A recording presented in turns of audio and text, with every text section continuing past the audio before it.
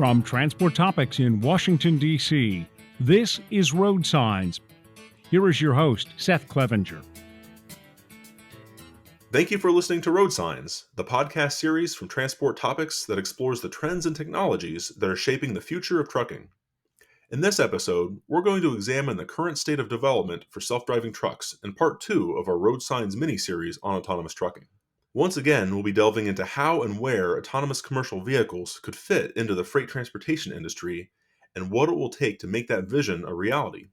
But before we dive into today's topic, I'd like to invite you to subscribe to Transport Topics to gain exclusive access to our top 100 lists, quarterly magazines, and other trucking industry news. To subscribe, visit ttn.ws/TT subscribe. You can also text TT subscribe to 571-622-0001. To learn more about autonomous truck development, we're going to hear from Peter Vaughan Schmidt, CEO of self-driving truck developer Torc Robotics, in an interview I recorded for TT's Automate virtual event in December. Let's play that conversation now. I'm thrilled to welcome Peter Vaughan Schmidt, CEO of Torc Robotics, a developer of autonomous driving technology and an independent subsidiary of Daimler Truck. Thanks for joining us, Peter. Yeah, it's a pleasure. Thank you. So the majority of the autonomous driving technology development companies in the trucking space were founded between 4 and 7 years ago. I recently compiled a list for our iTech magazine, and there are more than a dozen companies in this space. And that's generally when most of these companies either were founded or really made a push into the trucking industry. But Torc Robotics stands out because it's been working on autonomous vehicle technology since 2005. So that's a really long timeline for, compared to most of the other companies in AV technology. How does that experience and perspective inform Torc's approach to development? It's super helpful to have this really long track record of experience. Torc is super proud that they came in number 3 back then, yeah, and they were this big famous teams of Stanford and Carnegie Mellon. Were more or less the origin of the entire autonomous industry. Torc decided they were a little bit the underdogs of Virginia Tech and go this different path of the early adopters, mining, military, and things like that, and building out a profitable business year over year over year out of this technology. And there's one thing to build a great tech, but it's even more difficult to build a great business, based on a great product, based on a great tech. And Torc just has this experience of doing it.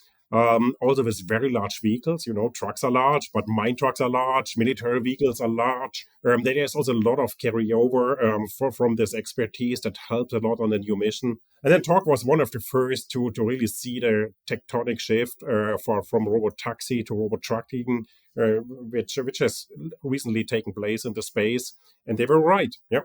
And Daimler saw it in parallel, and then they formed the first OEM AV partnership, which is out there. I think that experience really helps a lot. And from there, then Torc took off and has grown significantly. Yeah. And, to your point, it's amazing how much has come from those, early, DARPA challenges, and in a lot of cases, university students, developing this technology for the DARPA Urban Challenge, for example. And now we see that those ideas have blossomed and become really an emerging piece of the transportation industry.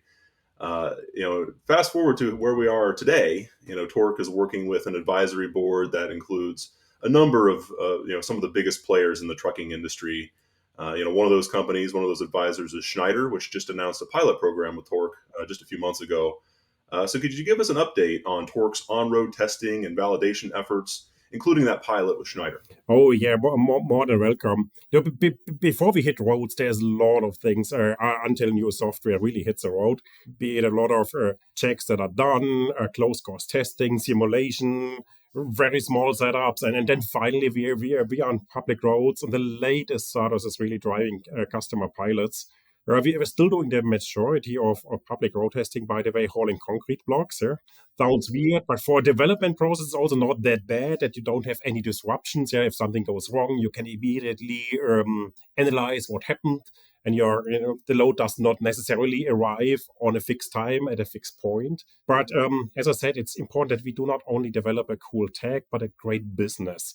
And that's why we learn so much doing customer pilots. Concrete blocks always behave the same. Yeah. If your whole customer freight, sometimes the trailer is empty, sometimes it's full, partially loaded, high, low, center of gravity, things like that. You need to arrive on time. You're driving much bigger stretches. So we're driving 1,000 miles. So it was also pretty cool to see, is our technology scalable? Can we map 1,000 miles more or less like this and keep the maps updated? That was the first proof also for scalability. And then on the other hand side, of course, also it's super interesting, yeah, to really make this a joint journey with customers so that they also learn what does that mean for us, for our operations, for our maintenance, yeah. What are the capabilities of the technology? Where do I need to prepare myself for? Because there's driver shortage, but there's also technician shortage, and there are a lot of things that are super important to really create a cool product that the customer really can use and really likes and improves their business, because that's the ultimate goal: make our customers better in their daily job. I was fortunate enough earlier this year to see Torc's technology in person. So I was able to visit your operations facility in Albuquerque, New Mexico, and did a ride along. And it was fascinating to see how you were working on this technology, not just open stretches of highway, not another vehicle to be seen for miles upon miles, but this was rush hour in Albuquerque, and there were aggressive drivers, there were cut-ins, stuff that truck drivers deal with every day out on the road, but not easy driving conditions. But these are the types of situations as a developer you need to work on and plan for, including sharing the road with frankly bad drivers in passenger cars. And I will say that my experience in Albuquerque traffic, many of those drivers would fit right in the DC area where I live, sort of rankings of bad drivers. So maybe just talk to how speak to how you work on developing technology, a virtual driver that sometimes has to share the road with bad human drivers. Yeah. I mean, first of all, for coming out back then and experienced the technology, and I was just in Albuquerque 2 weeks ago, and again a ton of progress. We now have the next generation of trucks out there, which also improved hardware and sensors to perceived environment. Yeah, the trucks drive great, and in the end, you need to train them in difficult terrain. Yeah, it's don't get me wrong, but it might be much easier to run in the desert, 2 lane stretch, yeah, almost no traffic, daylight. But especially in the end, a truck must be capable to do things that you just described, because they are reality on our streets, yeah. And there are even more crazy things happening. So the more miles we accumulate, a lot of things happen out there, which we're accumulating, by the way, by driving in there to see how our truck behaves. But we also can use the entire level 2 fleet that we have, the video captures, to analyze all near misses, all even accidents. It sounds bad, but all of this we can use to feed our simulation and scenario databases. One of the biggest things to especially do the really rare things and see how our system is performing there. And then the real world driving, as you mentioned, yeah, and there are but real world driving in challenging areas. And we just love Albuquerque because you have everything, things that you described. But on top, it's on very short distance. You have this dense urban traffic of Albuquerque, driving up north to Santa Fe, taking the new interstate, switching to I-40, climbing up the canyon, and then there's nothing. And this is so cool. Within an hour of driving, you have more or less all things that a developer could dream of, with some challenging driving behaviors and all seasons. I was there. I had snow, believe it or not. Yeah, it's desert and I had snow, and a week before it was raining. You also have all seasons in there, strong winds. So it's a perfect proving ground, and we are so lucky that we get a lot of support from the region, from the mayor in Albuquerque. They are really welcoming. And they're also a little bit proud that technology is developed in their city. Yeah, and it certainly did strike me as a really good proving ground for the technology as well. And I will say that I personally was surprised at how cold it was in Albuquerque in the morning. Growing up in the Midwest and also now living on the East Coast, desert in New Mexico, I expect it to be hot, but a lot of variation in temperatures, and yes, you do get all kinds of weather. But you talked about some of the unique challenges and rare situations that an autonomous vehicle could potentially encounter on the road. And I think that's one of the biggest technical challenges for autonomous truck development is planning for all those edge cases, the very rare or unexpected scenarios that might be 1 in a million or even more rare than that. So maybe just speak to how Torc is tackling that challenge of preparing its self-driving system to respond appropriately when it encounters an unusual situation for the first time that, again, is very rare but could happen. And maybe I just pick three examples. It's a really good question, and I think I could talk way too long on this, and my CTO even longer.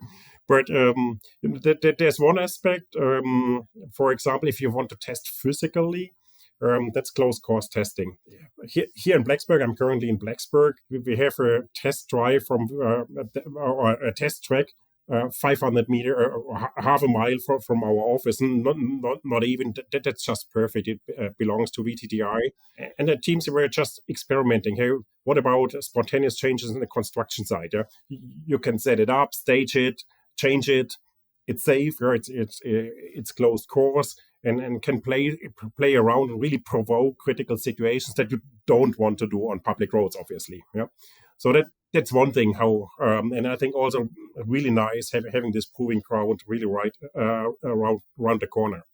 A lot of things of these edge cases is then really done as a in simulation. That there's one aspect. So engineers think about what could happen, for example, during a lane change. Cut-ins and things like that, people swerving into your lane, and all kinds of things you could think of because you experience them in your daily life. And in simulation, you can then put them all to extreme, because you could cut ins with, I don't know, an inch distance in between, which hopefully you don't see in real life, but you can really stress out your system and see how long can it still handle it, and when does it fail. And then you can also talk to lawyers, for example, and say, hey, is that good? And we are driving to our experienced safety drivers, like, yeah, that's how a truck should behave. That's really like the best drivers out there do it, handle it. That's another aspect. And then I was touching upon this a little bit, using our level 2 fleet, video captures and things like that, just because the testing fleet of autonomous trucks, autonomous ready trucks, it's tiny, but there are hundreds of thousands trucks out and of Freightliner trucks out, and using the video capture and just capturing critical themes that really helps to we call it a scenario database, that we fill up this edge cases, and there will be a point of time, and we are coming closer to this, where it plateaus. Where even the things that what happens one time in a million miles, we have seen all of them. Yeah? And I think once over, let's say, a full year, we plateaued and don't see anything new with the 10,000, 100,000 of trucks out there, then I think we have a good feeling that our scenario database is complete.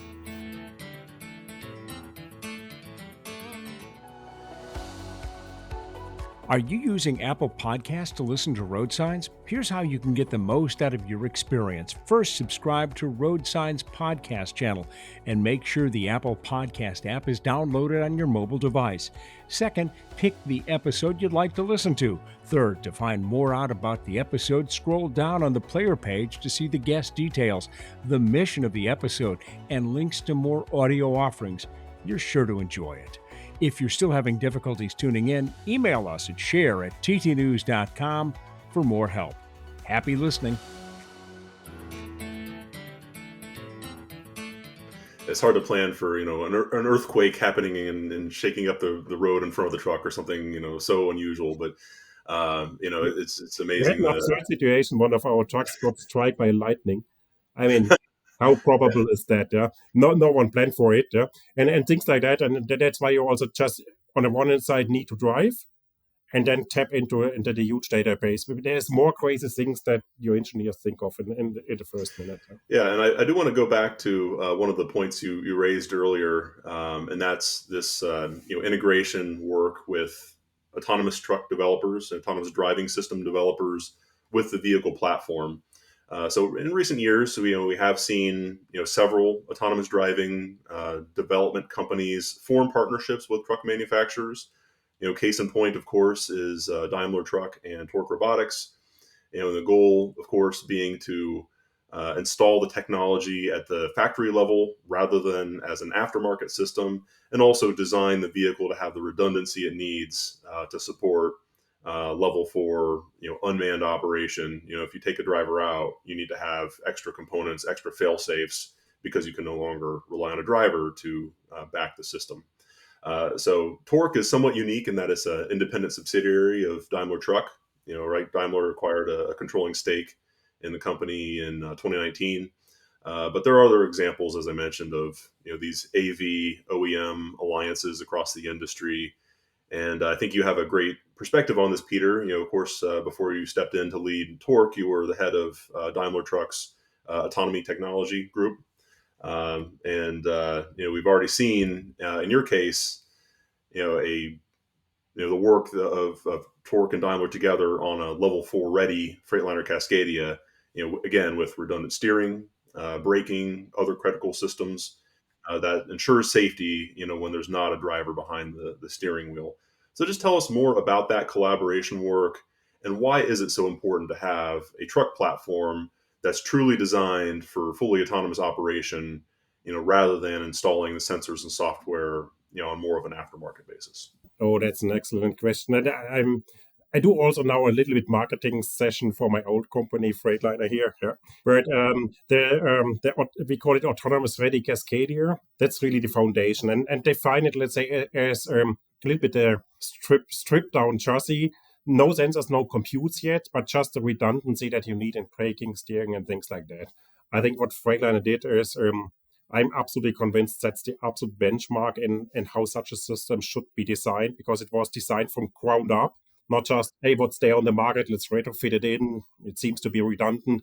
It was a lot of thought put in, 1,500 new requirements to make everything redundant by wire so that you can send signals and receive signals and can actuate on them. But also cybersecurity, have enough electricity and cooling. And then really thinking through things. Yeah, as you said, a lot of things a driver does today, if something goes wrong, has muscles to turn the wheel or to pump the brake, but it also has ears or noses to smoke. Is there fire, vibrations, and things? All of this, in the end, you need to address. But even more so importantly, and I think here went a lot of thinking in. Some people think just bring it to a safe stop.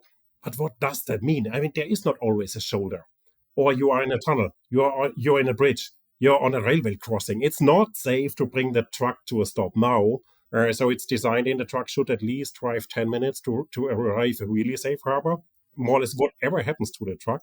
And then build in a factor of 2 so that it can survive 20 minutes of driving, even worst case, yeah, so that you also have the edge cases of there is no safe harbor covered.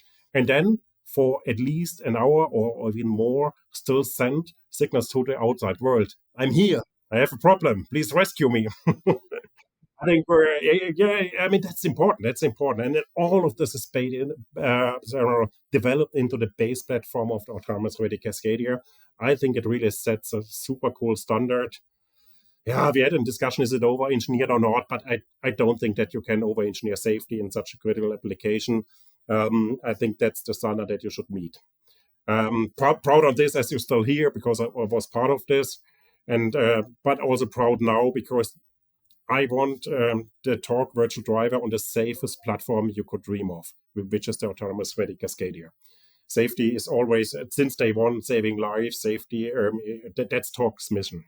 But then the other thing, and sorry, I'm really lengthy here, then now come the sensors and computes and things like that. I'm a strong believer that you could now take a chassis like this and have a bolt-on retrofit system that someone puts on. I think this is really unique, and it's not existing in the industry. And no Silicon Valley company has access to this. It's really this fully integrated approach, yeah, that you design everything optimal, integrated, optimal aerodynamics, reliability, built in the Freightliner plants down the road. This develops this assures that in the end you have scalability, you have quality, you have good pricing, and it's just a superb product which is in the making. And that's really a unique thing that Torc has upon the access to this really great foundation. Yeah, and I was also able to see kind of an early version of that autonomous ready Cascadia in Albuquerque, and it's also been trade shows recently as well. So this isn't just something we're talking about; it's also something that's been developed and is increasingly ready for that point when the technology is ready for commercialization. I do want to bring up the topic of what this technology does and doesn't mean for professional truck drivers. In the years and decades ahead, I think whenever we talk about autonomous trucking, that's an important part of the conversation. So, Peter, I'll turn it over to you. How do you envision autonomous trucks and human labor working together in the future? And do you see an opportunity for automation to, not just address the driver recruiting and high turnover rate problems that so many trucking companies see, but also to improve the jobs of truck drivers in the future? Definitely, and I think we also have now a little bit more realism of what the technology can do and can't do, and I think a lot of the fears. It's clear this technology won't come overnight and replace all driving that you could do in theory. It will gradually sneak in, heavily supported by humans. And I think Daimler put out a number, Daimler Trucks, that best case, you can assume something like 6% in the year 2030 could be done by this autonomous hub to hub, something like this. But from now until 2030, I think we have a 30% growth in freight projected. So the key message is, I think autonomy can augment the driver shortage topic, but it's only one, or help to ease it a little bit, but it's only one means. It's definitely not sufficient in itself. The second thing is it could make. Why is the driver shortage? I think the younger generation of drivers doesn't have so much to dream anymore. Whatever, three weeks through the country, see it all. You can do it on Twitter and Google and you name it, YouTube. So they prefer to stay a little bit more local or to the home. There's still enough long haulage driving left, by the way. As I said, 6%. But I think that could enable really to make some of the jobs more regional, attract more people. And I think also if you do first and last mile, usually you know the warehouse, the people at the dock, and usually you get a quicker handling, and they might even be a little bit more friendly. So I think there are a lot of things that could make the life better. So yeah. And in the emission control and in the hubs, so also a lot of new jobs are created, which are not only highly skilled. You have a PhD in computer science jobs to do the coding. There's a lot of, I think, super interesting new jobs created in mission control for technicians to handle super cool technology like radars, cameras, computes. I think it's creating also a ton of new opportunities for all kind of people and all kinds of educations behind. Transport topics in one word: authoritative. Knowledge. Outstanding. Reliable. We asked Transport Topics readers to describe us in one word. Informative. Informative. Integrity. The Bible. Authoritative. The authority. Transportation information, that's two, but I gotta have it both. Physically large. Oh, that's 2 words. Visit influence.ttnews.com/say hello to find out what they're talking about. So I think that it's clear that we're hopefully have reached an understanding as an industry that we're not automating jobs away. This is something that can complement the workforce, and jobs may change, may evolve over time, but it's automation will be well suited for certain routes and applications, and not for others. I think is a helpful perspective to have as we think about the future, at least the foreseeable future. And to your point, at least initially, Torc is focusing its development efforts on automating, those hub-to-hub highway driving routes that you talked about earlier. Why do you see that as the best initial use case for autonomous trucking? I think that the perfect blend out of what the technology can handle safe soon, and where do we have a business? Because I think the graveyards out there are full of startups who develop the cool tech, but forget what you really need to develop is a cool product and a cool business that the customer really really needs. And I think that's why we think that the hub-to-hub trucking could be a really nice entry point where the first and last mile is done by humans. This hub sits super close to the interstates, so from there it's just a half mile, super easy driving, and this might be super protected. Yeah, we only with traffic lights, maybe even a chase car. It doesn't really matter because it's just half a mile, and then you have the long distance autonomous driving behind. The next thing you could also think about first and last mile much bigger than today. I mean, it could be by the way electric, so that the overall run from A to B has a better CO2 footprint. First and last mile, more or less minus 100%. The middle mile, an autonomous truck will roughly run 10% better, like a human truck, because you can speed down. You don't need to rest to eat or to sleep and things like that. All of these are small savings that help. But the last and first mile, it does not need to be a mile. It could be also 4 hours of driving or more. So and that I think gives you the opportunity that you're not only limited to this distribution center has 20 trucks per day leaving, but you can feed much more through this. And I think it's a nice entry point. And from there, technology will evolve gradually. It will be able to handle more weather conditions, more complicated hubs. The hubs could be smaller and things like that. But it's important just to have a starting point which is meaningful. No, that's helpful. And I don't want to ask you to provide a hard date, because I know that that's very difficult, and it's probably an impossibility. It's more of a guess or a projection. But instead of asking you exactly when this technology will be market ready, could you just describe the pathway to commercialization, and when will you know it's ready? What will it take to get there, and when will you see that and know that it's time to, it's market ready? I mean, just to give some indications, and on the one hand side, there was this number put out in the year 2030, it could be 6%, so it needs to start earlier. And the second thing is you saw the chassis or the autonomous ready Cascadia. This is not super prototypish anymore, though this looks like real product development. So I think we are in this phase where we left the research advanced engineering phase and are really preparing to truly develop a product and launch it. And then launch it in super small scale, super small, confined, really protected, whatever, and then grow it from there to hopefully 6% in 2030 or something like this as an industry.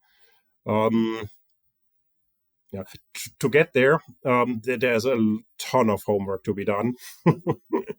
The bar, more or less, and that's where we measure on the one hand side. I was talking about this scenario databases. So can we in the virtual world 100% represent what's happening out there and prove in the virtual world that our software is safe? Safe, what does it mean? In the end, we want to orient ourselves on a so-called exemplary driver. It's super hard to say a system is as good as a human 5 times or 10 times better or worse. And I think all those numbers are meaningless. What do we mean with an exemplary driver? That's like the best truck driver on its best day. So never distracted, never texting, never never tired, never close to the hours of service and needs to drive a little bit faster and things like that. Just things that happen, and I admit they happen to me. Yep. I have a CDL. It's just natural over 11 hours. You do not have always your best hour. Yeah, they're also, and that's, I think, defining this is more or less the bar where the autonomy needs to be at par. And then I think there are a lot of indirect benefits, yeah, because it's not texting, not overspeeding. In the end, it will be even safer, but it's hard to quantify how is 2 times better, 10 times better. And we say this is a meaningless discussion. It's just this bar we need to meet. When we meet it, it's safe to launch. Very good. And then before I let you go, Peter, I think it would be good to end on maybe a big picture question, because I think back to when the industry really started this conversation about the potential for self-driving trucks. That really gained a lot of momentum in the middle of the past decade. Of course, Daimler Truck played a very big role in sparking that conversation with the Freightliner Inspiration Truck in 2015. So I think it's interesting to think about that time, now about 7 years ago. From your perspective, how has the technology evolved and how has the conversation evolved, in the industry over the past 7 years ago about autonomous trucking? It's an interesting one. I still remember when Daimler Truck put out autonomous trucks will be a reality by end of the decade. 3-4 years ago, people were making fun on them. Back then, on me, how dinosaurs they. To be honest, I think it was a pretty realistic assessment when technology could be ready. And it's not only the software; it's also sensors that see far enough. Yeah, because in driving a truck on an interstate, you need to see a lot to the front and even more to the back to do safe lane changes and mergers. So I think there were some too optimistic scenarios out there, but big picture, I think, yeah, this time frame that was put out is realistic. And what still holds true is really the excitement about the opportunity. I mean, just think about autonomy as a reality. Goods will arrive safer, faster, at lower cost. It's just good for everyone out there. Yeah, it's in the end, it's good for fleets because they can make their business better, but it's also good for the end customers because in the end, whatever the milk in your grocery store gets cheaper and things like that, or the food is fresher. Even think about how you could reshape entire logistics networks with trucks that do not have hours of service limitations. Goods could arrive faster. Some traffic is at night, not during day, because drivers want to sleep, and an autonomous driver doesn't care about. I mean, there's so many things, and I think all of this still holds true because there's a business need. And in the end, like I said in the beginning, great technology is one thing, but what I really would like to see is also a great business opportunity. It was there from day one. That's why Daimler Trucks bought in, why Torc bought in, many others, and it's still true. Yeah, some challenges on the technology side, and especially also on the robotaxi side. But the key drivers why autonomous trucking makes sense and is attractive, it's still there. Nothing changed. Well, I think we have some very fascinating years ahead of us for technology in the trucking industry. We're just at the cusp of this, and it'll be very fun to watch. It was great to get a little bit of a preview in Albuquerque earlier this year. Thanks for hosting me, and really appreciate you joining this conversation and sharing your insights with us. Thanks again for joining us, Peter. Yeah, thank you so much for giving me the opportunity to speak to you and your audience. It was really fun, and I would love to welcome you in Albuquerque again next year. All right, great.